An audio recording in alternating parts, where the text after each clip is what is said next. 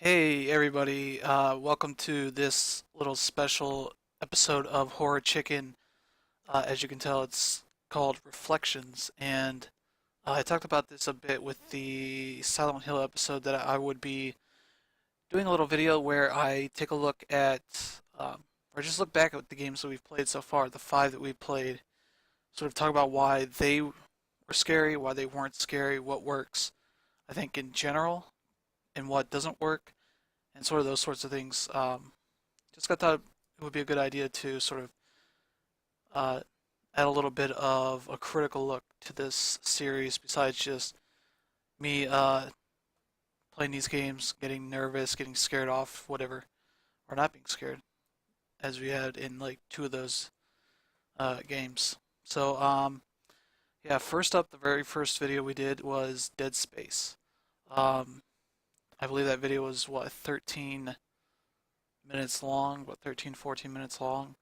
Um, what I thought really worked with that game and sort of a couple of the uh, key points that I think really apply to all of the games that we've played so far are the visuals, the controls, and the pace that are the three important elements of these games as far as being scary.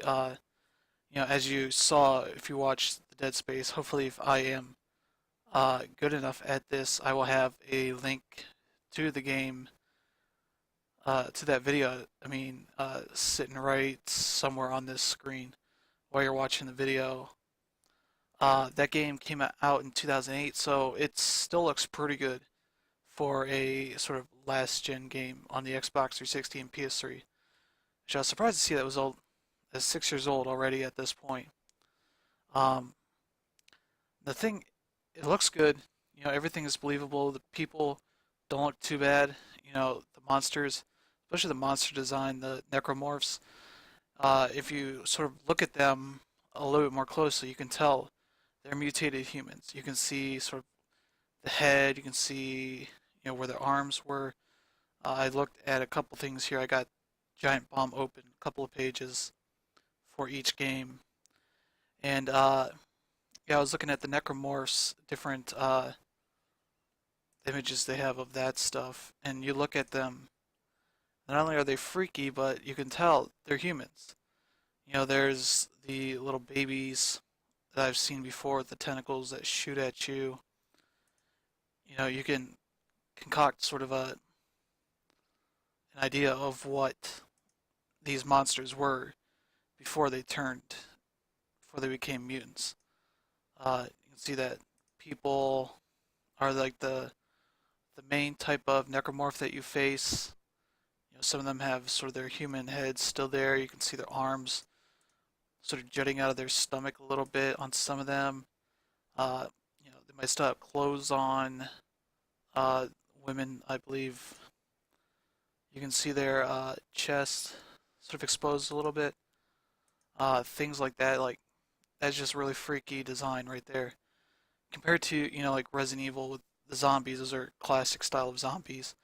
And playing that game when I was surprised to see that it was 18 years old at this point. I've played a lot of games with zombies in them, so those sort of classic style of zombies aren't scary anymore.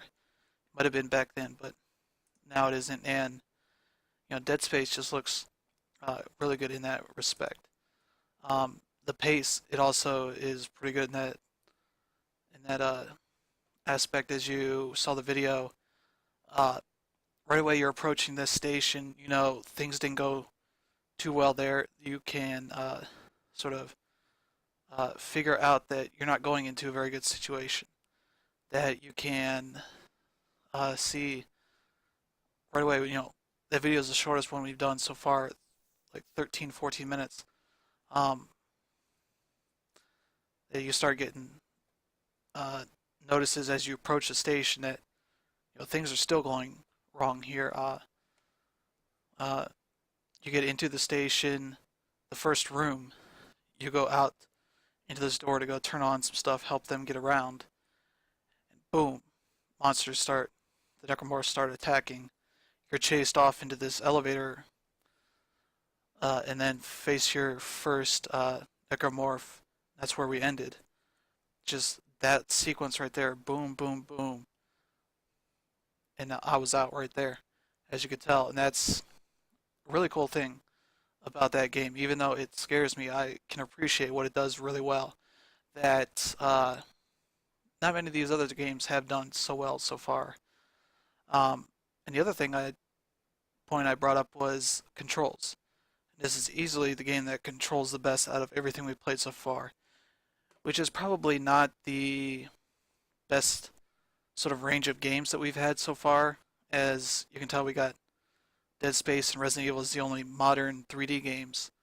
We got two that are on the PS1. Those are, products of the era of, not having two analog sticks as a standard, early 3D, all that sort of stuff. But, Dead Space, I think the controls, are typical third-person shooter controls.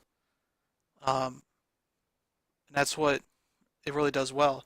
Because being a typical controls means I'm thinking about what I'm doing less than focusing on the game itself, getting immersed and getting freaked out by the monsters.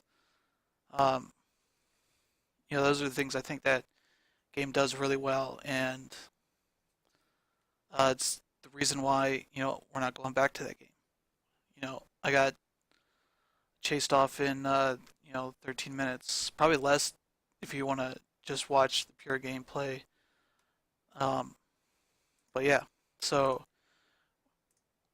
let me do this neat little move. All right, we're on to Resident Evil. Now this game is easily the oldest one we've played so far. It's a classic on the PS1. It also came out on a bunch of other platforms around the same time. Saturn, PC at some point, I believe N64. That might have been two, I'm not sure. Uh, but being a game that came out, a year after the PS1 came out, uh, that is just a product of that era where all these developers are still figuring out how to do 3D, uh, and they did a pretty good job for that time. But not having any experience with that game firsthand, for the past 18 years, I come into it having seen the advancements since then, and going back to this, it's really hard. I can appreciate the look. I can appreciate what they did back then. That's not hard to do. But it's dated at this point, and not in a good way. Uh, Let me see. The zombies, like I said earlier, are just classic style zombies. Um, we spent 45 minutes sort of just fighting those guys, fighting them.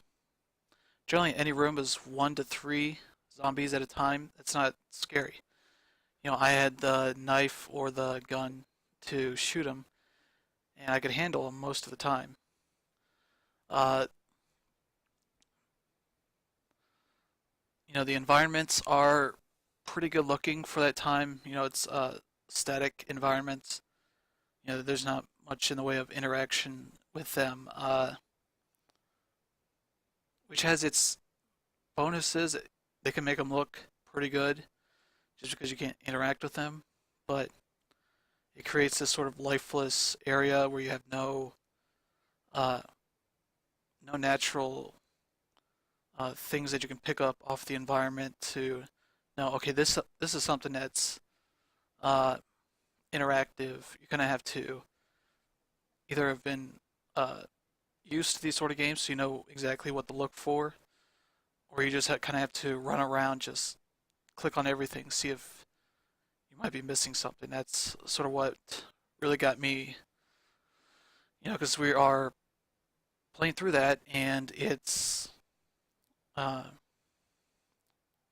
want to say it's kind of just slow paced. I'm worried more about finding, okay, we got this crest. Where do we take it? Is this thing a crest that we can use? Okay, this one has sword on it. This one has armor on it. You know, where the hell are these things at?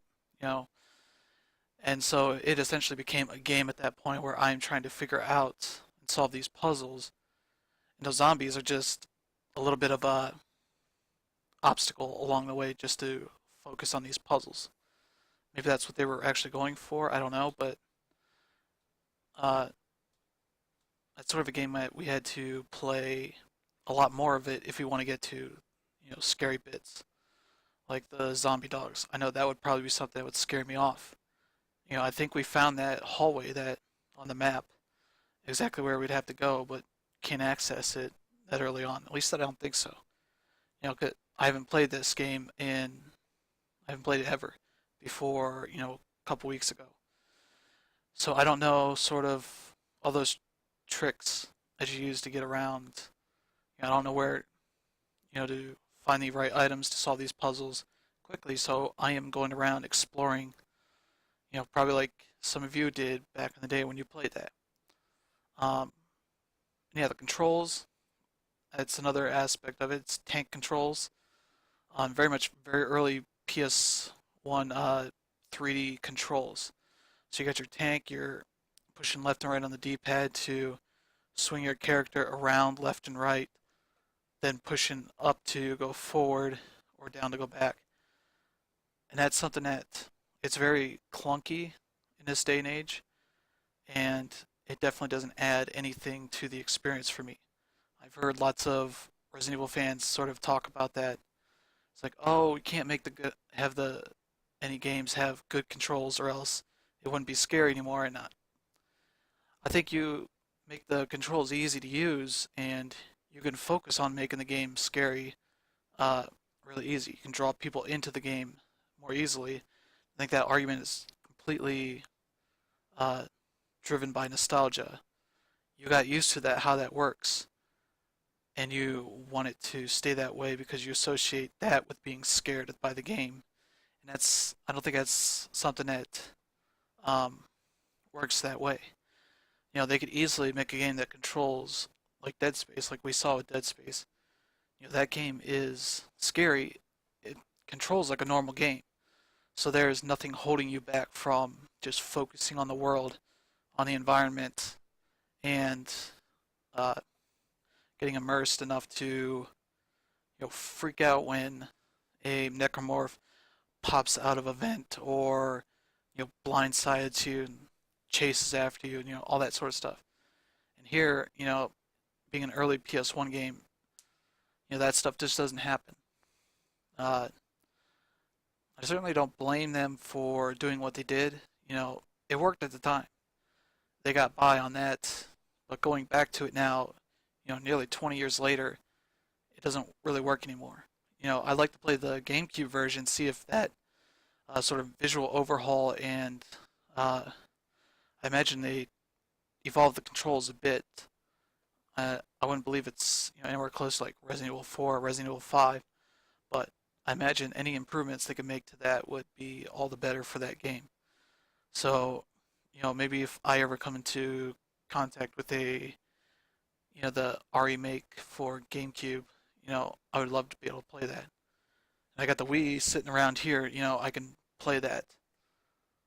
Should it that ever become a thing I have, which will be interesting to see them do if Nintendo ever takes the leap and puts GameCube games on the Wii U eShop and the Wii games too, and all that stuff. But for right now, they're not doing that stuff. So you know, uh, so I think that's a good part for Resident Evil. Let's move on to our next game, Lone Survivor. So this was the third game we did. It's a Jasper Byrne game made by pretty much one guy. It's the first indie horror game we've got on this lineup. What else do I have for that? I got Outlast. That'd be the other one I have right now. I wouldn't count Alien Breed in that because that's Team 17. Those guys have been around for 20 years and used to be at least 20 years. They used to be, big deal when the Amiga was around. So Yeah, those guys now are just a small developer publisher that does Worms and Alien Breed pretty much for the. But I guess they got an audience for that stuff, so that's all they got. So yeah, back to Lone Survivor. This game is a 2D survival horror game. I guess a lot of psychological elements to it, as we saw when we went to that one apartment and there was a party going on. Something happens to sort of wake up our main guy, and he realizes, oh, these are dead people here, not living people. They're just having a party, ignoring all the crap that's gone on outside. And so that game didn't really uh, do anything really great as far as scaring me. It presented a really good atmosphere, really good sort of premise, controlled pretty good. It's 2D, so uh, the things they do with that is pretty interesting as far as it's got sort of a Castlevania aspect, a Castlevania Metroid aspect to the environment where you're in this apartment complex, and there are lots of passages to get around, lots of blocking your way, so you have to find alternate routes. Then you find some secret routes that get you to places with some extra items, or the uh, the mirrors that will let you warp around the place. And so the monsters, they're sort of Silent Hill-esque, I would say, in their look. I'm not sure if I have a picture here on the Giant Bomb that has that look, but they are very much sort of mutated humans that are sort of devoid of physical features, I guess. They don't really have much of a face anymore. Their skin looks like it's leathery or something like that.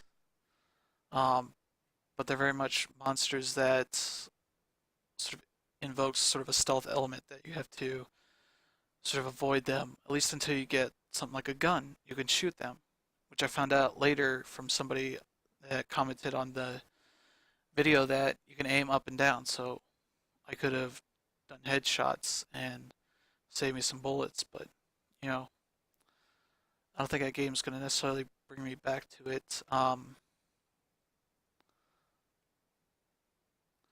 Yeah, very much it does some really cool stuff. The visuals obviously aren't as good as the other games, but it's going for a different style. So the 2D look and sort of the way the map is laid out, they do a really good job with what they are going for there, which is sort of a sort of retro look, sort of lo-fi look to it. As you can tell from just the images you're looking at, that's not clean lines on this name here. It's sort of pixely and blurry in a look. And it sort of pans out through the look of the game itself. Um, the controls were, pretty good. I wouldn't say they were completely uh, perfect, but considering it's 2D, there's not really a ton there that has to do. You try and be stealthy around the monsters, sort of sneak back into these little passages um, behind them in the hallways. So yeah, sorry if my voice is going out a little bit. And so you have these meat, like rotting meat, that you can throw down to attract them as you can sneak around. Um, I think that's like an interesting aspect of it, like a way to say, "Hey, you monster, get out of my way," so you can avoid confrontation. But once you get the gun, and start getting bullets, you can start taking them out, save yourself the trouble of dealing with them forever. At least that's the way it seemed in the first, 40 minutes.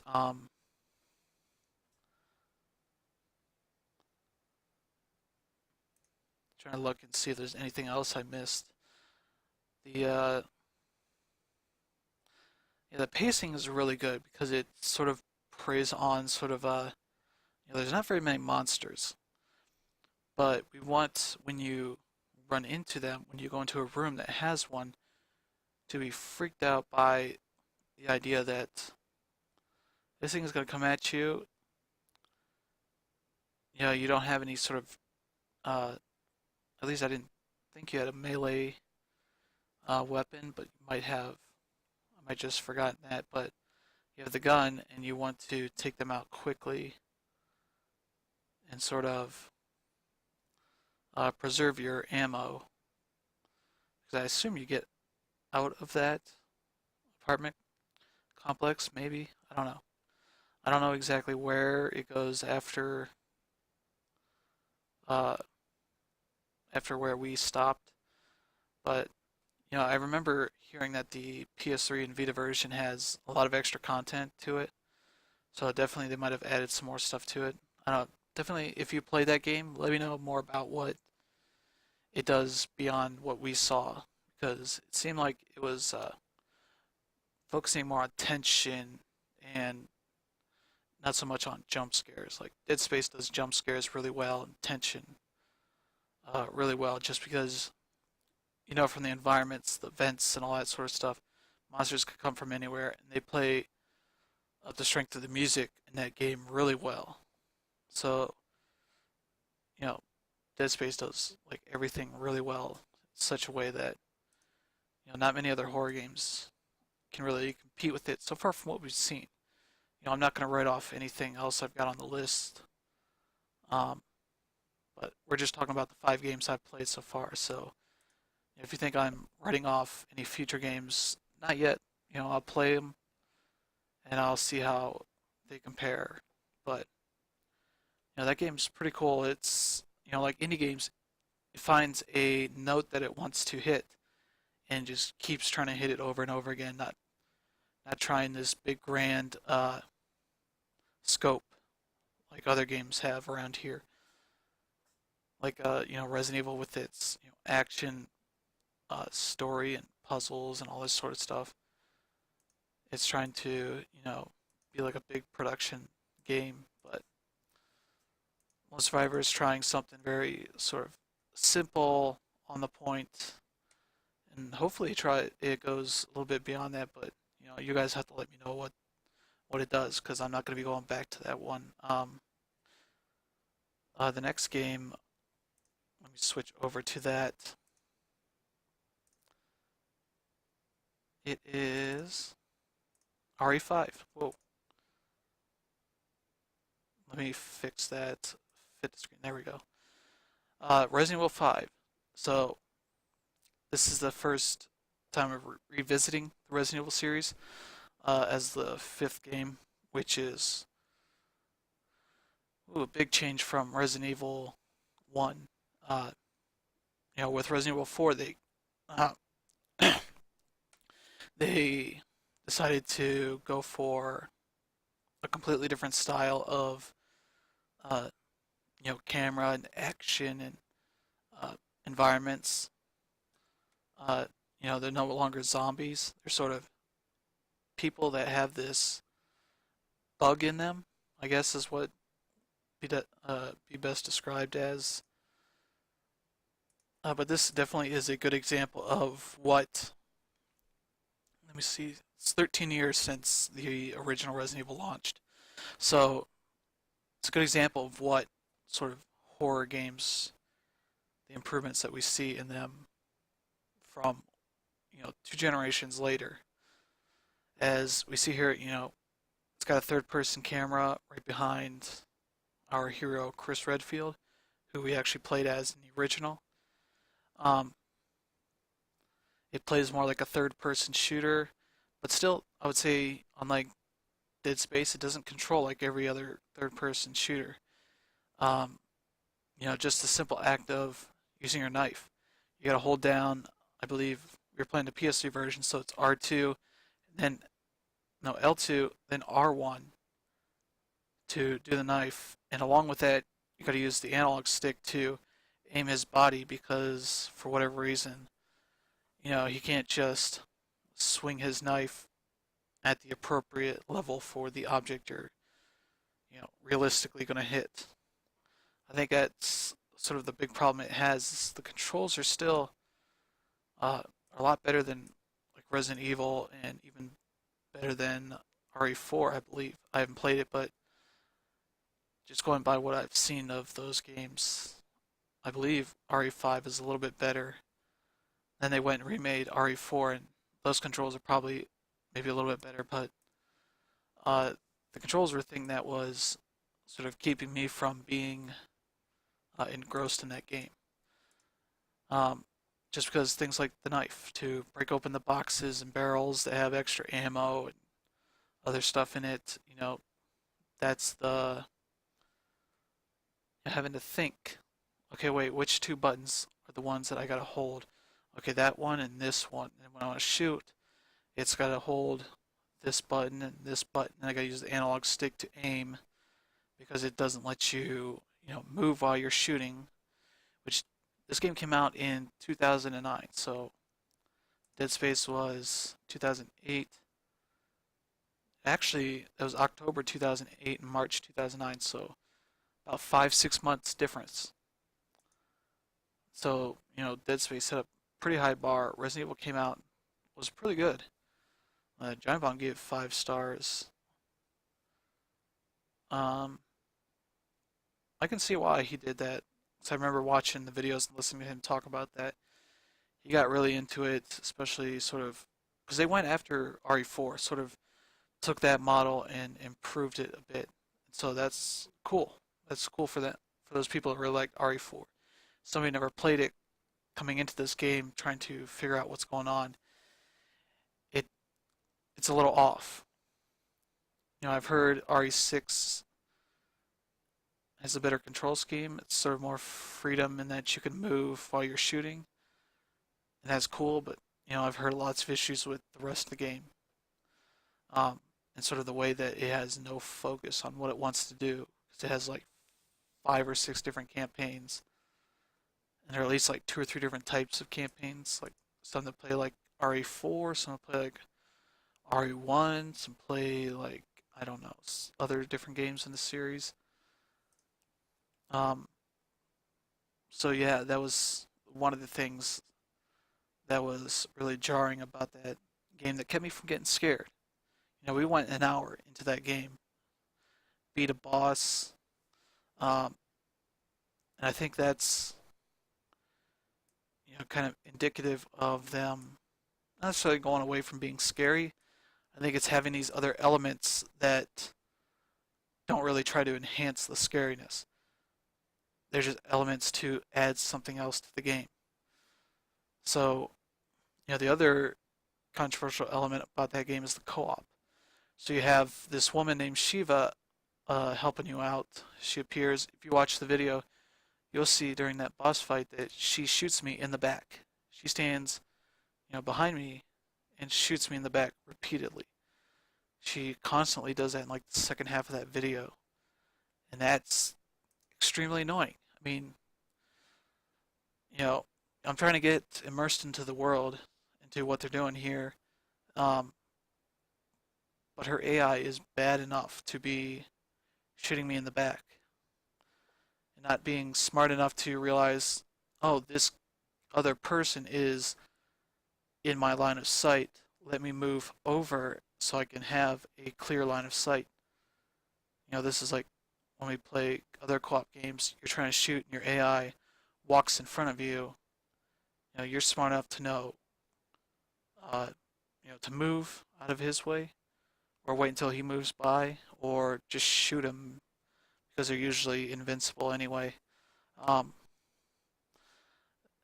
and I don't think co-op is something that wouldn't work for a horror game. I think there's definitely ways to make that work. I don't think any game has really done it too well before. Dead Space, what is it? Dead Space 3 has it. And they did some interesting stuff where the second player experiences things differently than the main player.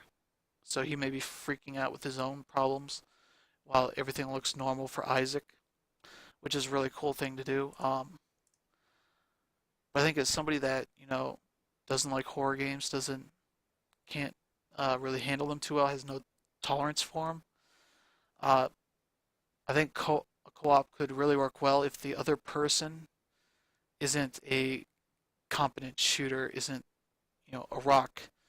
That would be a good partner where I can say, whatever happens, we're going to be able to get through this even if I am not good enough to get through this. Because I can let this other person carry me through the level. And that's where you start losing the scariness. Because these games are scary because you either get blindsided by the enemies or you have to sort of work with limited resources or work with the idea of not being sure if you can actually get through this. If you have the wherewithal to uh, survive the horrors that you're going to face, survive the onslaught of enemies that you're about to face.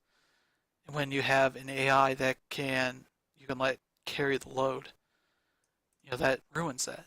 So I think there's definitely opportunities for AI where let's say, I'm playing this and Shiva is sort of, when I'm playing it like, oh, I don't know what I'm doing. I don't want to go ahead. I'm not comfortable here, letting somebody else take over. Have the other AI be in the same boat, not being one to take charge to, take out enemies as easily as, Shiva does, as, other AIs in horror games do. I think that would be a really interesting aspect where you are two wusses on this thing, on this journey, on this mission, whatever it is, um, and sort of only with my ability to overcome my fears could I really make it through. Because the AI is not going to save me. We are both in the same uh, trouble, same issues. That would be a really interesting take on the co-op in horror thing. That I think would be cool if somebody actually does that sort of thing. Because yeah, when as you saw when they went off against the uh, axe guy, big giant axe guy, we ended up running around and end up on that roof of that building we started in that area. And so he couldn't get up there. He's no longer a threat. At that point, we just have enemies coming up in one of two different spots ahead of us. And they come out like two, maybe three at a time. No, nothing really overwhelming or scary about that. And Shiva could just take them out. I could be, relax and, not feel too much tension for, oh, are we going to survive this? Is there any way to, you know, overcome these odds that we are in? And, I think that's sort of the issue that Resident Evil 5 has. As an action game, as a normal shooter, it's probably pretty good. Definitely for, Resident Evil fans, Resident Evil veterans, that's probably pretty good for them. If they want the scariness, I can understand why it doesn't sort of nail it in that aspect of it. Though I believe one of the DLC was sort of more in that realm. And it's sort of a shame that they didn't go in that direction for sequels. Instead of doing this whole Resident Evil 6 where, oh, we got a little bit of everything because we don't know who the audience is anymore. We know we got these different pockets of people that constantly yell at us, oh, we want more of this, or we want more of this, or we want more of this. You know, that's the problem they have right now with Capcom trying to figure out what they're doing with Resident Evil. I'm trying to see what that DLC is. Giant Bomb's pages are so huge. It's hard to. It's not like Wikipedia where we got a link all the way to the right. Okay, where are they at? Yeah, they have multiplayer. That's a weird thing. Um,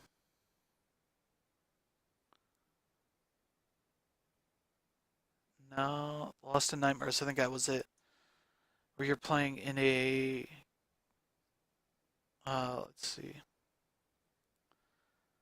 Yeah, it's a prequel to Resident Evil 5. You infiltrate a mansion, so it very much takes after the original Resident Evil, sort of putting you in this mansion and trying to scare you in that sense, with a lot of the same sort of tropes that game did, but Yeah, I remember seeing a bit of that and thought that was pretty cool for what, you know, trying to address what people wanted out of Resident Evil 5 to do. So, I think that's enough on Resident Evil 5. So let's move on to our last game. Boom, Silent Hill. Okay, now I gotta fix that image to fit screen. Okay, so obviously Resident Evil 1 was a classic on the PS1. Silent Hill is the other classic. This game, when did this come out? It came out in '99, so nearly 3 years. Yeah, Resident Evil is March '96. Silent Hill was January '99, so about 3 years later. And it definitely shows when I played that. It still features tank controls like Resident Evil, but they're a lot more refined.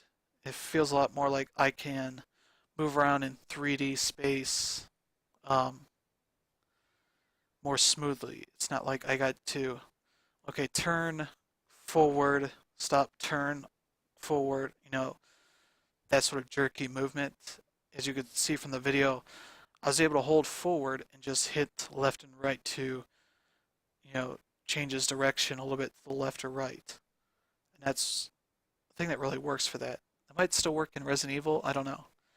It might have been that, playing 45 minutes of Resident Evil helped me better with this, with Silent Hill in the control department. Even though the controls, very much like PS1 controls, still a little bit weird.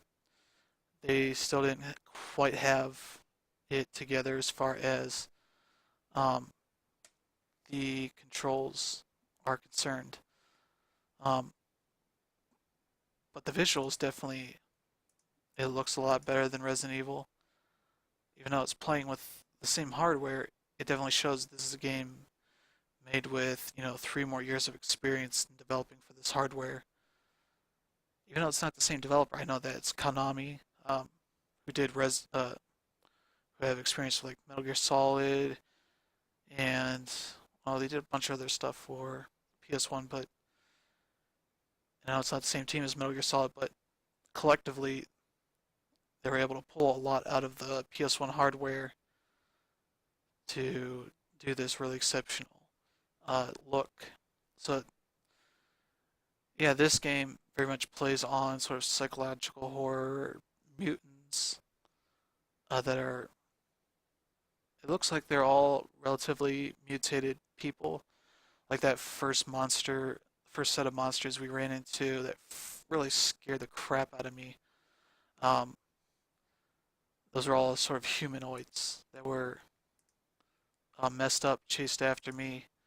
Um, then we got into the game proper, and we got those giant birds that came after us, broke through that window, scared the crap out of me. Then we got those dogs. Those are also not great. Yeah, those monster designs are still pretty good to this day.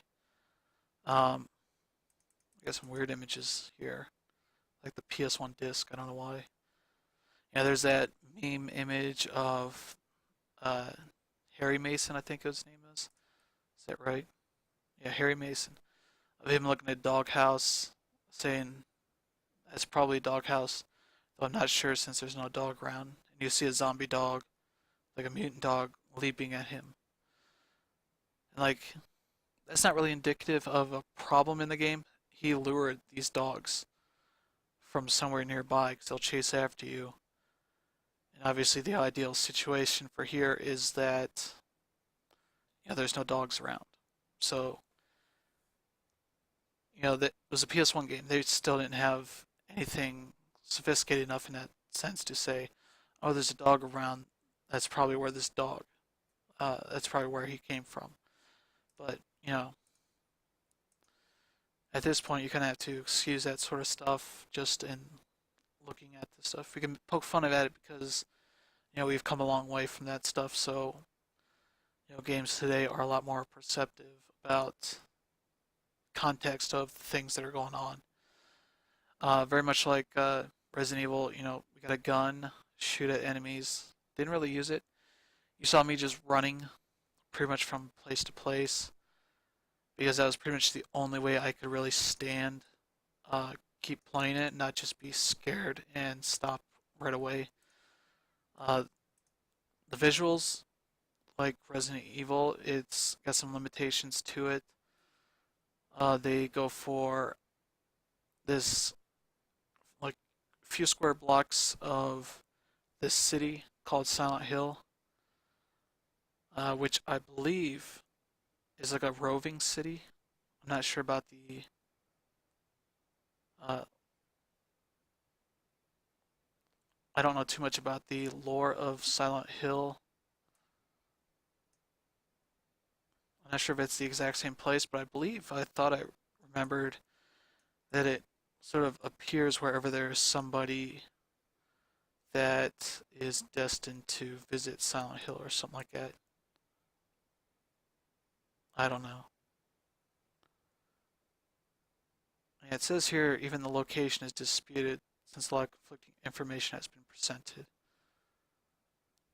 So like, it says it's in New England, but it's near some lake I don't know what about. And that lake is in California. Yeah, somewhere in Maine. It's like I think they just put that city wherever it makes sense for the game that they're trying to do. Um, but yeah, it's they sort of deal with having this big open environment, open as far as just in concept, because we saw the road sort of opened up these big uh, like you run into cliffs, I guess, big valleys in the I don't know. I just can't think of a word for that right now.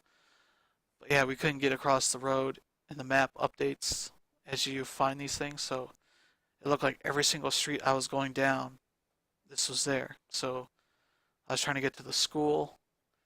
Obviously, I missed something, but I was sort of so freaked out, I just ran back to that safe spot and just called it quits. But uh, a lot in the PS1 and the N64 era, a lot of games try to go bigger with their uh, the graphical ambitions, and that ended up resulting in a lot of games using fog as a means of preventing you from seeing all the uh, bad stuff that was going on behind them because they weren't able to handle very long draw distance. So this game used it to its advantage and presents a city that is just completely covered in fog all the time, which not only keeps it from having to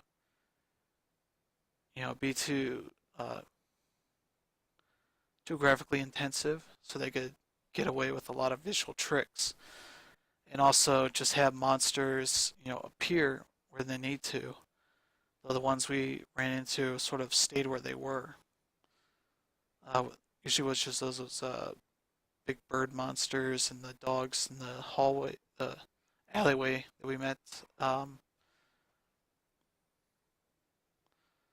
Yeah, so the story was interesting. You know, he's driving with his, I guess, adopted daughter, Cheryl, and he crashes his car, wakes up, and she's gone. And this is where Silent Hill is, I guess. That's where he managed to crash. And so he goes after her. Obviously, finds out uh, that things are really wrong in this city. We get attacked and end up waking up with the cop, Sybil, who gives us the gun and pretty much presents this sort of, you know, things are really messed up here. We don't know exactly what's going on, but we know it's not good. So if you want to save your daughter and get out of here, you're gonna have to endure a lot of horrors to come. I know about things like pyramid heads and the crazy things those things do. I'm not sure if those are in this game or not. I know they're in the later games, might not have been here or something like that, but essentially you have the game also sort of trades off this. Uh, the world changes into sort of a hell version of the environments you're in, and that's where you get your really monstrous enemies that appear, like Pyramid Head and all that sort of stuff. Um, yeah, I think that's everything really. Um, yeah, the controls are better than Resident Evil. Still not great, but I think the atmosphere, the visual style, the uh, all that sort of stuff, all that stuff does a really good job of setting a mood and a sense of tension of, this fog is all around me. I'm not quite sure what I'm going to find when I'm going up this street, looking around the corner. And that's uh, sort of what really got me freaked out. Sort of running into the alleyway in the early start part of the game where you see blood all over the place and then see like body parts or things like that. You know, nothing good is happening up here, but you're supposed to keep going ahead if you want to find his daughter. And you end up, running into those monsters, and that's just where it's like, well, things are bad, and nothing is going to get good here anymore. So that's where I just got scared really bad, and and I was at least glad that I could run past a lot of these enemies. I think that's something when we go back to the original Resident Evil to see if we can get to the part that's scary or is scary enough to run me off. That I would just run around the zombies instead of trying to take them all on and take a lot of damage that way. Because I think there's definitely supposed to be some stuff there that's potential to run me off, like zombie dogs. It's the thing I mentioned a lot is key thing would probably scare the crap out of me. And I don't know if it's in Resident Evil 1, but lickers and those sorts of stuff. Um, so yeah, I think that's pretty good sort of talk about those 5 games. We might do this a little bit more often, like every 2 weeks or something like that. So we can talk about 4 games and keep this talk a little bit brief. But yeah, I had a lot to talk about with these 5 games. They all do something interesting. I think the Resident Evil games sort of have their own issues, just being old or not controlling well enough to really do what they want to do as well as they want to do it. Um, but yeah, hopefully you guys like this little critical part of this whole series. I really like taking that, adding something else beyond just the I'm playing the game and getting freaked out sort of angle to this series. Sort of look back at why these games do what they do, what works about them, what doesn't work, and hopefully sort of start to piece together uh, hopefully what these horror games in the future are going to do well and what they are not going to do well, and see if some of them potentially, fix a lot of these issues that I have. Because I'd like to see one of them try to nail that co-op the way I talked about it for RE5. Sort of have, a partner that is as vulnerable as you are and make you have to be the rock to carry them through. Not necessarily just let the AI carry things for you.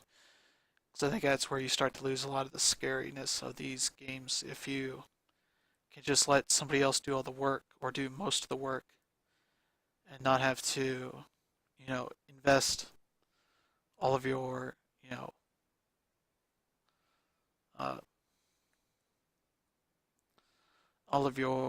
uh, efforts and emotion into what you're doing to get invested in what's going on.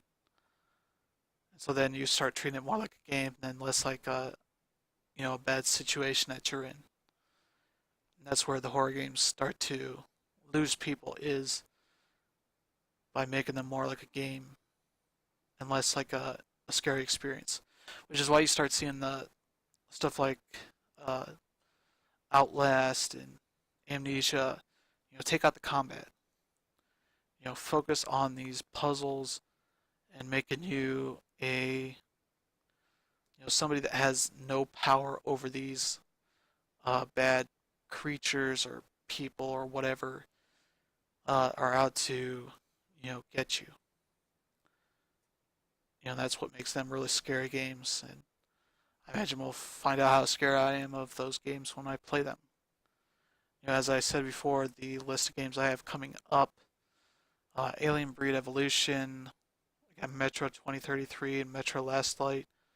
I got Outlast. I got Resident Evil 2 and 3, but those are going to be probably delayed just until we deal with Resident Evil 1. I also got Zombie U here. I don't know if. Let me see if I can. There you go. I got that in the other day. I think when we recorded the Silent Hill one, that was the day that came in. So I think that will be an interesting game to play. Not only because it's sort of randomly generated.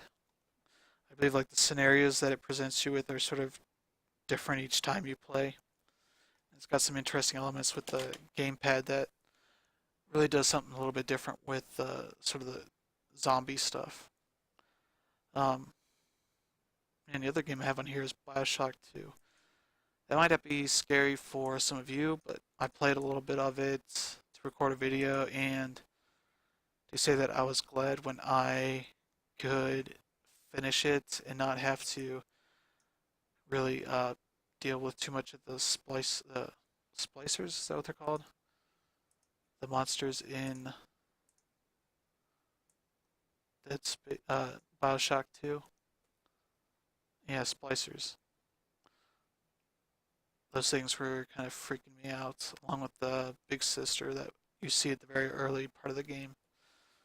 But yeah, I might play a bit of that before I record that, just to be sure that that's exactly what I want to play for this. Um, what else?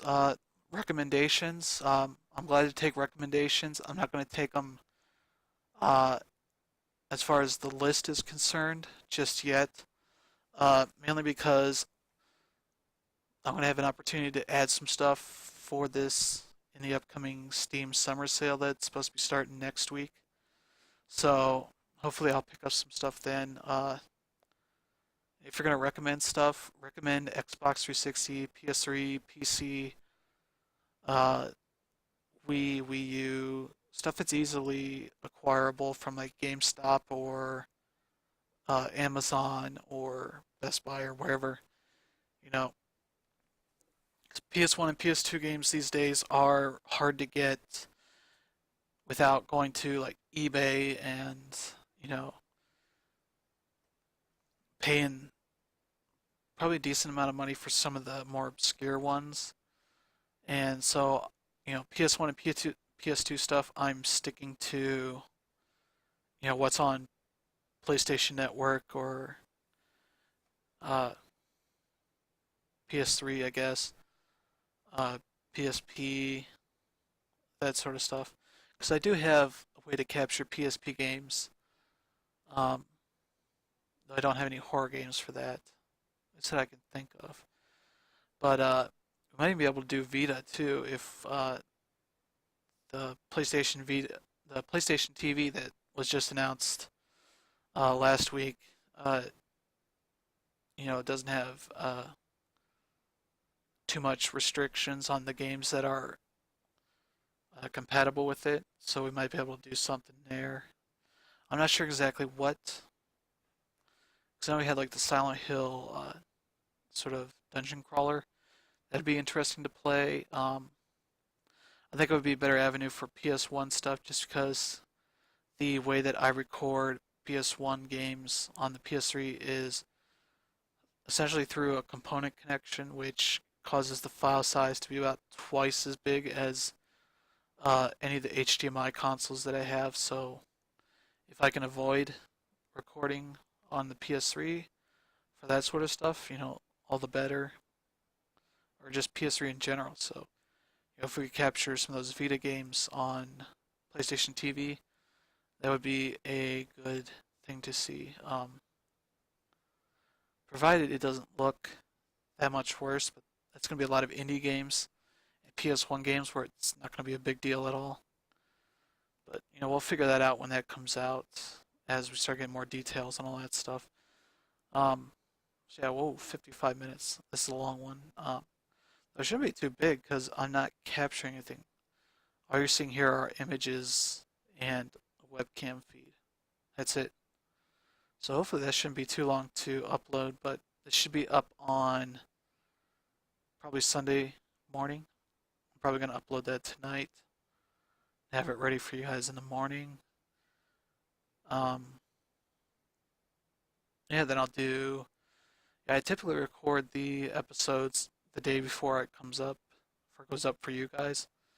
So I record Monday's episode on tomorrow, so I'll figure out what game that's going to be. Outlast is going to be sometime this month. I can tell you that. Uh, if you listen to one of the earlier episodes, Metro 23 is like a 2033 is a lost episode. So I'm hesitant to go back to that in the near future just because we played a lot of that game. And so I've sort of blown the surprise, the fresh experience there. But I don't want to play Last Light without playing Metro 2033 first. So now that limits my options. But I'll figure it out. You know, I got some time to figure out what I'm going to do next. In addition to just the new stuff, I think we're going to go back to Resident Evil and Resident Evil 5. And potentially those might turn into Let's Plays if I can survive the whole game. If not, we'll keep playing until they scare me. As I think I laid out, it's like potentially just play for an hour if it doesn't scare me. And we can extend that a bit because I think people like to see if there is an actual part that would be enough to get me to, uh, tap out on these games. So definitely, I love feedback on this episode too. I'd like to see if you guys like this whole reflection thing where I talk for way too long about what these games do well, what they don't do well, what I think would be good things to do to improve them, that sort of stuff. If you like this stuff, I'll keep doing it. As I said, I'd like to do it about every 2 weeks. So give us a lot of stuff to talk about. I could probably bump it down to once a week, sort of have 2 games to talk about. So these aren't an hour long. But yeah, now my voice is worn out quite a bit, so I think it's a good time to call it quits. And thank you guys for staying with me if you watch this whole thing. If you did watch the whole thing, feel free to put that in the comments. Tell me you watched the whole thing, because I can see sort of on the YouTube uh, all the stats. It tells me how much you guys watch the videos, and I know that most of you don't even watch all of them. So anybody that does watch all of them, you know, I'm really a big fan of people that are able to do that. They don't mind watching the whole thing. Makes me feel like I've done the whole video for a reason, that you guys like what I do. So, any feedback you give to keep me going, that'd be great. I'd love to know that this stuff is enjoyable and you guys like it. So I have a reason to keep doing it. I feel like, nobody watches them, so, uh, I should stop and find something else to do. So, I think that's it, and I will see you guys again next time.